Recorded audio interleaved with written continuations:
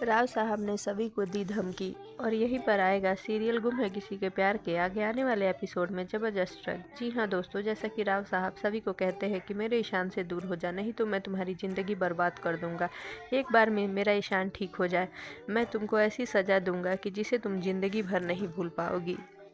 जी हाँ दोस्तों, जैसा कि ईशान को ऑपरेशन थिएटर में ले जाने के लिए बाहर निकालते हैं, वहीं ईशान के साथ सब लोग इधर उधर भागने लगते हैं, जहां रीवा भी जाने की कोशिश करती है। तभी राव साहब उसका हाथ पकड़ते हुए नज़र आते हैं और कहते हैं कि तुम मेरे ईशान से दूर रहो और मैं तुमको ऐसा इस तुम्हारे किए की सज़ा दूंगा कि जो तुम कभी भूल नहीं पाओगी। वहीं ईशान का ऑपरेशन सक्सेसफुल हो जाएगा और ईशान होश में आते ही सभी को अपने पास बुलाने की कोशिश करेगा, जहां अक्का साहब सभी को रोकते हुए नजर आएंगी और वो कहेंगी कि सभी को ईशान के आसपास भी हम नहीं जाने देंगे। वहीं राव साहब भी अक्का साहब का साथ देते हुए नजर आएंगे। उधर रीवा को अक्का साहब ईशान के कमरे में जाने को कहेंगी, जहां रीवा के जाते ही ईशान को एहसास हो जाएगा कि सभी नहीं है और वो वहाँ भी सभी सभी ही बोलेगा, जिससे रीवा खुद दुखी हो जाएगी और बाहर आकर कहते हुए नजर आएगी कि ईशान सभी को बुला रहा है, जिससे अक्का साहब कहती हैं कि नहीं, ये लड़की नहीं जाएगी। वहीं सभी को बर्दाश्त नहीं होता और वो अक्का साहब से लड़ते हुए नज़र आती है और कहती है कि आप कौन होती हैं मुझे ईशान सर से मिलने के लिए रोकने वाली। ईशान सर मेरे पति हैं और मेरा हक है उनसे मिलना।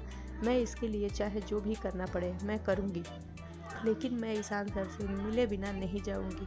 जी हाँ दोस्तों, आगे आने वाले एपिसोड में देखने को मिलेगा कि सभी अपने हक के लिए अक्का साहब और राव साहब के खिलाफ जाते हुए नज़र आएगी और ईशान के साथ पूरे टाइम रहने की कोशिश करेगी और वहीं सभी की सेवा से कामयाबी मिलेगी और ईशान की हालत में जल्द से जल्द इम्प्रूव हो जाएगा। और ईशान जब घर आएगा तो वहाँ फिर अक्का साहब एक बार तमाशा करेंगी और सभी को कहते हुए नज़र आएंगी कि अब तू यहाँ से चली जा, तेरी कोई ज़रूरत नहीं है। जिस पर सभी एक बार फिर से अक्का साहब से बहस करेगी और कहती है कि जब तक ईशान सर ठीक नहीं हो जाते मैं उनके आसपास ही रहूँगी और आप किसी को भी हमारे और उनके बीच में बोलने की ज़रूरत नहीं है और मैं जब तक वो ठीक नहीं हो जाते तब तक मैं किसी की बात नहीं सुनने वाली। जी हाँ दोस्तों, वहीं ईशान ये सब बैठा सुनता रहता है, लेकिन ईशान भी यही चाहता है कि सभी उस घर से ना जाए, क्योंकि ईशान ने सभी की जिम्मेवारी ले रखी है। जी हाँ दोस्तों, अब आगे के एपिसोड में देखते हैं